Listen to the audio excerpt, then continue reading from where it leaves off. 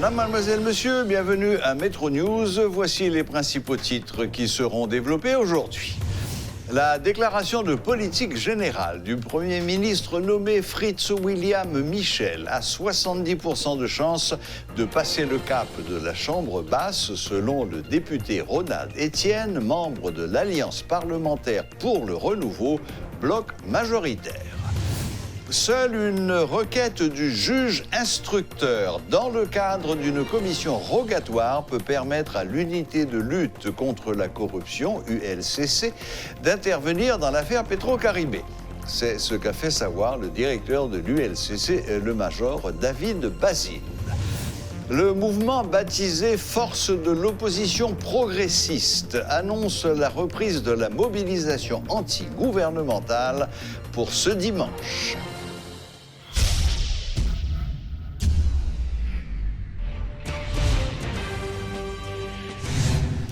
À 70%, la déclaration de politique générale du Premier ministre nommé Fritz William Michel peut bénéficier d'un vote favorable à la Chambre basse.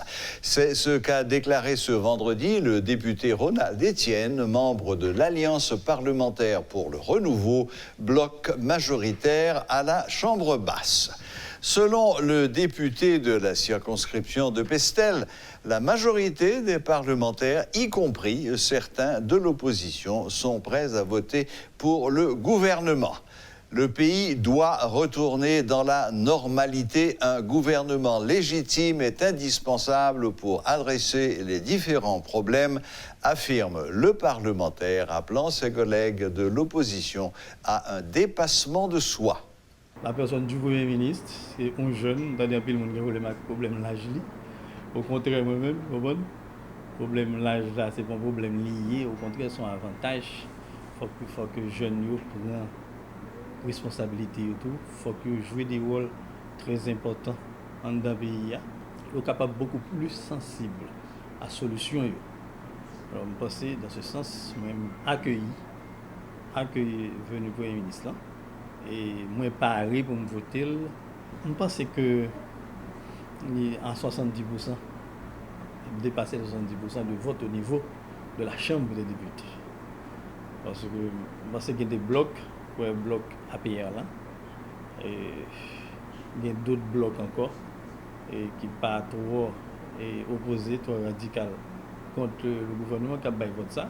Et je pense que il y a même des députés de l'opposition qui ont voté là dans le but pour permettre que le pays ça rentre à la normale. Nous attendons qu'il faut retirer toute l'équipe qui était là, pour le ministre Lapin, il n'y a pas de l'autre ministre qui était là déjà. Je pense qu'il plaît à toute exigence que l'opposition a fait.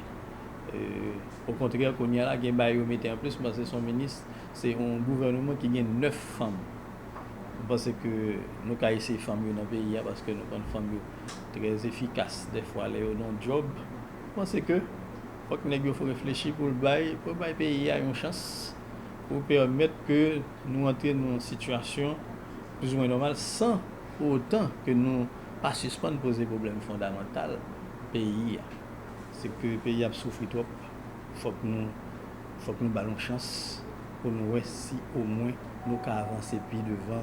Nous entrons dans une période normale qui va permettre que au moins nous sommes capables d'aller plus devant, nous sommes capables d'atterrir à conseil de programme, nous sommes capables de voter budget, nous sommes capables de régler questions, comment ces questions d'élection, nous sommes capables de voter accord de prêt avec Taïwan qui va permettre que en pile zone électrifiée dans le pays, notamment Pestel, qui sous une liste de 51 communes qui gagnent pour bénéficier de plan électrique.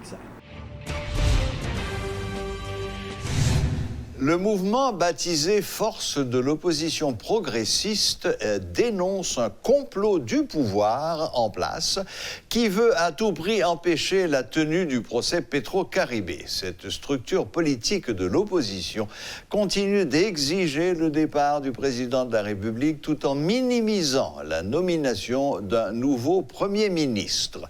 Suivez les explications de l'agronome Jean-André Victor. c'est pas personnalité président Jovenel et nous avons bagaille particulier avec lui, bien que lui-même lui met tête dans une situation qu'on y a là, il pas respecté serment qu'il fait devant nation comme chef d'État. Le chef d'État pas respecté serment, c'est comme s'il dit l'envie de démissionner. Il pas respecté fonction chef d'État lorsque l'a fait obstruction à décision justice. Il pas respecté job président de la République là lorsque il pas réussi faire respecter intégrité territoriale pays. Donc là où un gang qui partage le territoire avec force la police qui normal qui force officielle là et que le chef d'État lui-même il pas gain capacité pour le faire institution au marché. Pour nous-mêmes, son président qui démissionnait dans ce sens-là. Donc, ça créé qui pour fait Kounia, et c'est sa base appel journée aujourd'hui, c'est fait tout groupe connaît que et ça a passé avec opposition parce que yo pas rendu compte que gagne un marché pressé dans affaire voyer Jovenel aller. Eh bien, nous venons dire, journée aujourd'hui, nous venons dire, mouvement, les plus solide que jamais, parce que il y a avancé qu'a fait dans mi-temps, opposition pour jouer une entente, son paquet de points qui te une divergence sur eux. Il y a un pile avancé qui fait dans le domaine, chercher une unité en dedans et plateforme mobilisation. Donc, dans ce sens-là, nous remercions tout le monde captant de nous pour faire connaître, pour répéter encore que le président Jovenel il pour l'aller quand même. Le président Jovenel pas carré sous pouvoir, il n'est pas bon pour lui, il n'est pas bon pour nous, il n'est pas bon pour la communauté internationale là, il n'est pas bon pour aucun groupe, sauf pour pillageurs, sauf pour corrupteurs, sauf pour les gens qui ne pas veulent pour ces Petro-Caribé. Le directeur de l'unité de lutte contre la corruption ULCC, le major David Basile, affirme que le principal organisme de lutte contre la corruption ne peut intervenir dans l'affaire Petro-Caribé. La marge de manœuvre de l'ULCC est très réduite en ce qui a trait au plus grand scandale financier d'Haïti. Seule une requête du juge instructeur dans le cadre d'une commission rogatoire peut remettre l'ULCC en selle dans ce dossier. Le major Basile laisse entendre que ces contraintes sont liées aux dispositions légales régissant le fonctionnement de cette institution.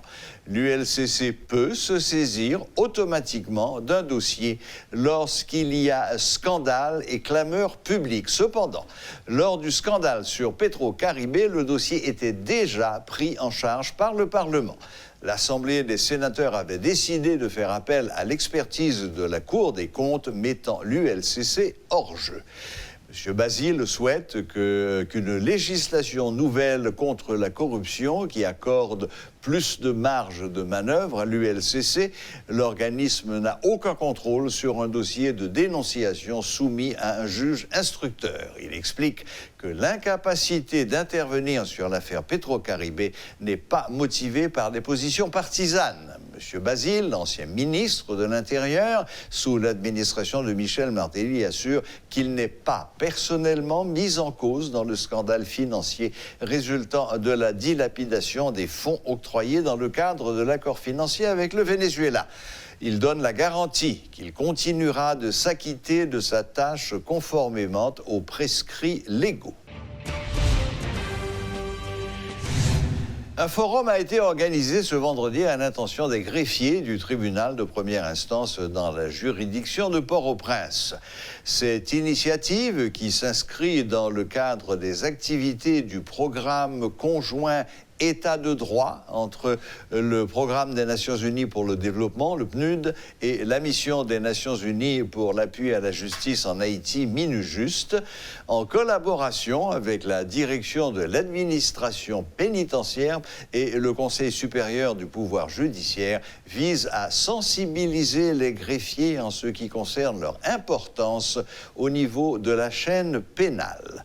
Maître Bernard Saint-Ville est le doyen du tribunal de première instance de Port-au-Prince.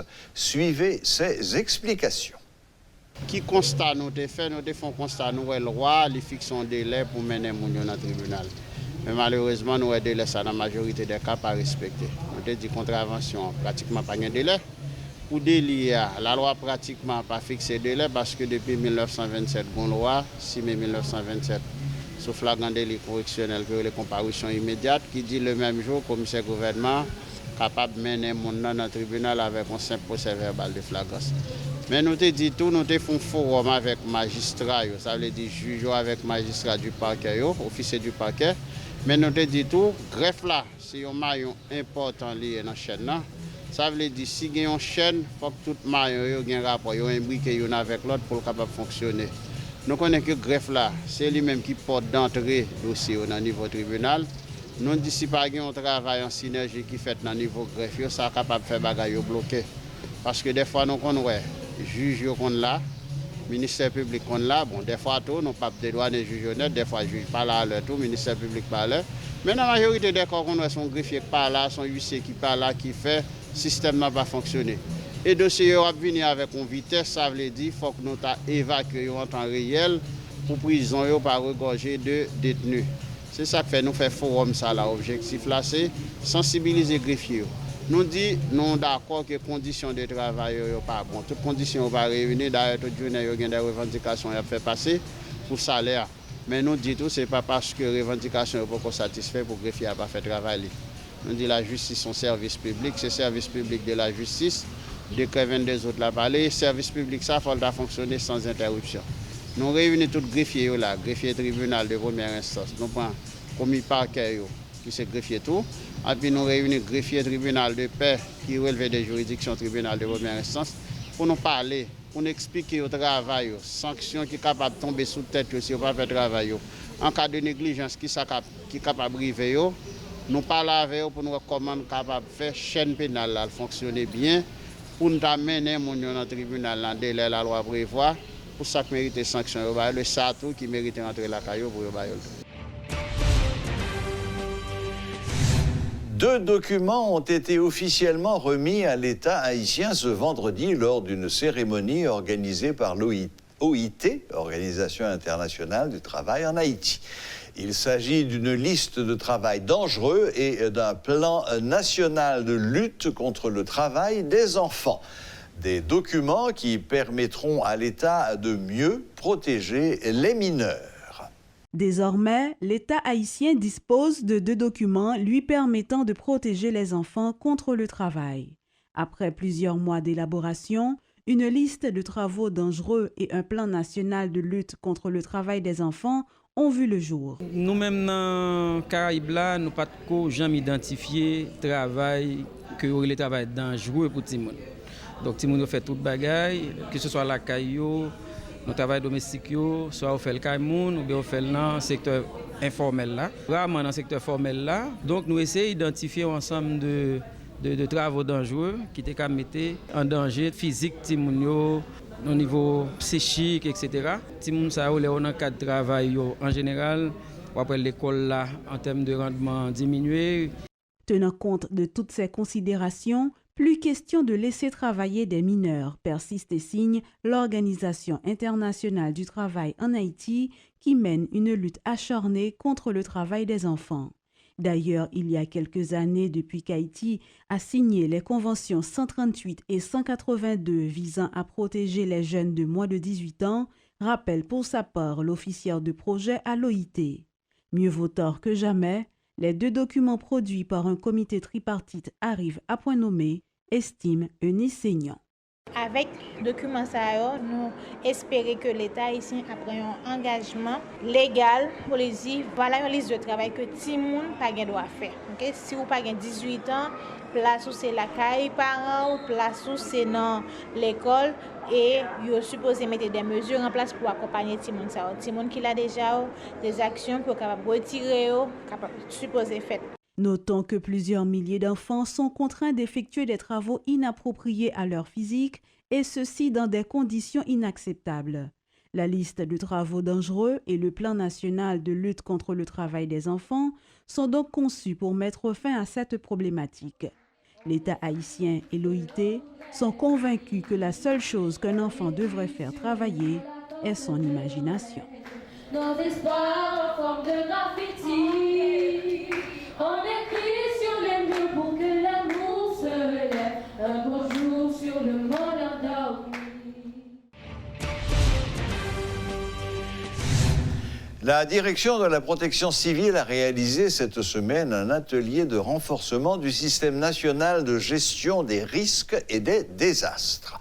Le fonctionnement des centres d'opération d'urgence, coûts, et la communication en situation d'urgence ont constitué la toile de fond de cet atelier, promettant une amélioration dans les interventions et la gestion post-catastrophe. Le docteur Jerry Chandler, directeur de la protection civile, a également fait un bilan du début de la saison cyclonique. Nous pensons que la communication, c'est clé qui peut permettre nous plus bien armer la population elle-même pour que les capables de bien parer par rapport à ce qu'a présenté. Donc dans ce sens, nous avons toute une série d'activités de communication qui entreprennent et nous avons les plans d'urgence familiale là que promotion continue faite et dans ce sens, ça me dit que un gros travail qui fait au niveau terrain, au niveau région et surtout dans la zone vulnérable, côté que brigadier volontaire aller directement aller bon côté différentes populations ça pour rappeler le contenu plan d'urgence familiale là qui ça yo gen pour faire, comment yo capable parer et qui mesure que yo doit prendre en façon pour si une situation présentée pour yo capable justement diminuer impact situation, impact des actions sous population de manière générale. Donc nous travaillons en pile avec la presse, nous avons différentes associations de presse qui déjà avec nous en pile appui, mais là nous avons besoin de formaliser justement le travail ça en lançant une campagne de communication formelle à travers les médias traditionnels, radio, télévision, presse écrite, mais nouveaux médias, tout médias électroniques, médias en ligne, qui pourra aider nous, je dis, diffuser justement information, principalement plan d'urgence familiale là, et toute réflexe et consigne que la protection civile par exemple manquer bail lors d'une situation urgence qui présente. 2 mois qui sont passés, nous avons organisé nous pour nous capables justement parer pour rester saison. Bien entendu, nous avons espéré que saison soit calme, mais si saison n'est pas calme tout, nous avons organisé nous pour que tout élément qui est dans la saison, dans l'équipe protection civile à échelle nationale, capable de nos meilleures positions pour faire le travail qui est pour faire là, qui c'est accompagner la population et justement protéger les vies et éventuellement les biens. Parer à son concept qui est extrêmement large, ok? Donc, et en tant que professionnel, je ne suis jamais capable de rester consciemment pour me dire que nous finissons pareil. Mais ça, comme capable de jouer, et c'est dans ce sens que justement que nous avons continué tout le travail ça pour justement nous améliorer justement et capacité tout le monde. Par exemple, nous faisons des exercices de simulation au niveau de plusieurs départements déjà. Nous avons des exercices de simulation pour faire justement dans la semaine qui va venir là. Et nous avons un gros exercice de simulation côté que nous allons mobiliser tout le monde dans le système là pour nous tester la capacité. Ouais, qui ça marche? Ouais, qui ça marche moins bien en façon pour justement nous corriger pendant que nous sommes là pour nous capables justement faire mieux. Donc est-ce que nous paraît n'a continuer pareil et je dis on a continué faire mieux pour que justement nous sûr que nous bail toute équipe nous tout ça a besoin en façon pour être capable de faire tout le travail que nous avons pour nous faire aux côtés de la population haïtienne. La dégradation de l'environnement est une atteinte aux droits fondamentaux de la personne humaine, selon le secrétaire exécutif de la plateforme des organisations de défense des droits humains, Alerny Pierre Villus. L'État doit prendre ses responsabilités pour combattre ce phénomène, a indiqué M. Pierre Villus. D'un autre côté, il invite la population à s'impliquer dans la lutte contre la déforestation. La population a un rôle, a une responsabilité dans la question de protéger l'environnement. C'est peut-être ça me dit, toute politique qui vise à protéger l'environnement, il doit d'abord pas considérer le monde. Parce que le monde, c'est un élément fondamental qui est dans la question de l'environnement. Donc, il faut que l'État commence par prendre en compte le monde situation moun yo pour li capable agir sur question environnement globalement. Ou pas capable entrer dans politique négliger moun, ou pas capable entrer dans politique qui de moun a vivre dans crasse dans la misère n'importe qui gens et pourquoi pour protéger l'environnement alors que moun comme est premier élément dans l'environnement li négligé. Donc il faut que l'État ait une politique globale pour question protection environnement qui mettait d'abord moun au centre de lui et n'a invité autorité yo prendre responsabilité yo. Si c'est pas gagoter l'argent, n'a acheter belle caille pour moun ap joui. Si c'est pas gagoter l'argent, n'a payer lobby aux États-Unis pour moun capable conserver pouvoir. Si c'est pas gagoter l'argent, n'a fait 6 familles et fait millions dans l'état. Si c'est pas gagoter l'argent, n'a fait des amis dans le secteur économique fait millions, mais l'argent ça qui gagne yo doit utiliser pour adresser des questions fondamentales tant que question environnement qui capable de contribuer dans la jouissance de l'harmonie qui capable de contribuer dans le bien-être de la population. Voilà, la boucle est bouclée. Merci de nous rester fidèles. Excellent week-end à toutes et à tous et à la prochaine, même heure, même chaîne.